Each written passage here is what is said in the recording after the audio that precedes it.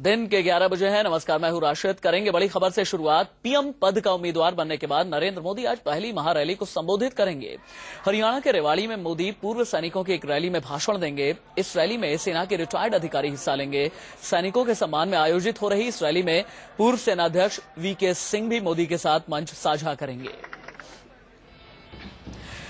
रेवाड़ी के इसी मैदान पर कभी अटल बिहारी वाजपेयी की रैली भी हुई थी। तब वाजपेयी को भी पीएम पद का उम्मीदवार घोषित किया गया था। अब पीएम पद का उम्मीदवार घोषित होने के बाद मोदी भी रेवाड़ी के इसी मैदान से अपनी पहली रैली करने जा रहे हैं। संयोग है, सियासत है कि प्रधानमंत्री पद का उम्मीदवार घोषित होने के बाद नरेंद्र मोदी की पहली रैली रेवाड़ी में होने जा रही है। क्योंकि 1999 में जब बीजेपी ने प्रधानमंत्री पद का उम्मीदवार अटल बिहारी वाजपेयी को घोषित किया था तो उनकी पहली रैली भी रेवाड़ी में ही हुई थी। अक्टूबर 1999 में जब प्रधानमंत्री वाजपेयी बने तो उनकी सरकार 13 दिन या 13 महीने नहीं चली, बल्कि उसने अपना पूरा कार्यकाल पूरा किया। जबकि एक अजब संयोग ये भी इसके साथ जुड़ा है कि जो रैली रेवाड़ी में अटल बिहारी वाजपेयी के साथ की गई थी वो रैली भी पूर्व सैनिकों द्वारा ही आयोजित की गई थी।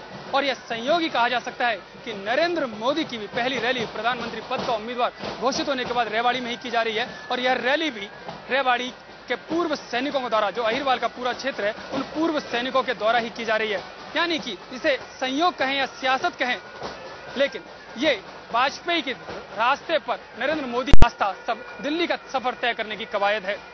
कैमरामैन प्रकाश तिवारी के साथ इंडिया न्यूज रेवाड़ी। रेवाड़ी में मोदी के मंच पर जो पोस्टर लगा है उस पर संसद भवन की एक बड़ी तस्वीर लगी है। इस तस्वीर के आगे मोदी की फोटो लगी हुई है। इससे पहले छत्तीसगढ़ के अंबिकापुर में मोदी की जो रैली हुई थी उस रैली का मंच लाल किले की प्राचीर की तरह बनाया गया था। बड़ा सवाल यह है कि इन तस्वीरों और प्रतीकों के जरिए मोदी संदेश क्या देना चाहते हैं। प्रधानमंत्री पद का उम्मीदवार घोषित किए जाने के बाद नरेंद्र मोदी की पहली रैली रेवाड़ी में हो रही है। इस रैली की सबसे बड़ी खासियत यह है कि छत्तीसगढ़ के अंबिकापुर में जो नरेंद्र मोदी की रैली हुई थी उस मंच को लाल किले का स्वरूप प्रदान किया गया था और इस मंच पर पार्लियामेंट यानी संसद भवन दिखाया गया है। यानी टारगेट साफ है कि 2014 के चुनाव में बीजेपी जीत कर आएगी और प्रधानमंत्री पद के रूप में संसद में नरेंद्र मोदी दिखाई देंगे। आप देख सकते हैं 3 मंच इस रैली में बनाए गए हैं, जिसमें एक में जो बीजेपी के हरियाणा के पदाधिकारी होंगे वो यहाँ पर बैठेंगे और जो बीच में मंच है उस पर नरेंद्र मोदी के साथ हरियाणा के प्रदेश अध्यक्ष कुलदीप बिश्नोई हरियाणा जनहित कांग्रेस से और रिटायर्ड जनरल वीके सिंह इसमें रहेंगे और तमाम जो जनरल रैंक के जो अधिकारी हैं रिटायर्ड 20 अधिकारी वो इस पर रहेंगे। और जो साइड का मंच है उस पर तमाम पूर्व सैनिक अधिकारी रहेंगे। लेकिन इसमें एक खास बात और है, पूर्व सैनिक रैली इस रैली को नाम दिया गया है। और जो एक मंच पर आप बैनर देख रहे हैं वो सैनिकों को लड़ते हुए, यानी कि जो आक्रामकता का पुट नरेंद्र मोदी के भाषण में दिखाई देता है वो इस चुनाव अभियान से वो आक्रामकता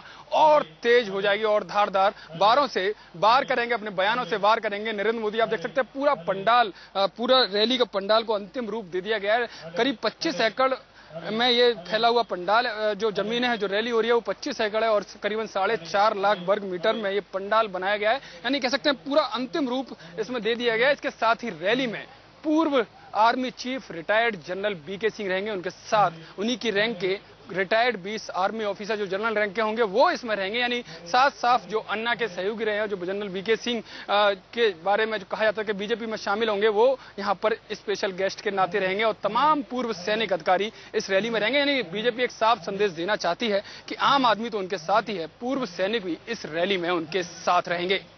कैमरामैन प्रकाश तिवारी के साथ यतेंद्र शर्मा, इंडिया न्यूज। और आयोजन समिति के सदस्य यशवीर राघव ने इस रैली को लेकर क्या कहा, ये भी देखिए। माननीय मोदी जी के प्रधानमंत्री उम्मीदवार बनने के बाद ये उनकी पहली रैली है, तो इसमें अपने आप में भूतो न भविष्यति हो जाती है और पूरा देश इस समय इंतजार कर रहा है कि नरेंद्र मोदी जी रेवाड़ी के मंच से क्या बोलने वाले हैं। और रेवाड़ी की रैली आज ये निर्धारित कर देगी कि संसद पर भी कुछ समय में नरेंद्र मोदी जी बोलने वाले हैं और लाल किले पे भी कुछ समय में बोलने वाले हैं और इस देश के प्रधानमंत्री 2014 में वो बनेंगे।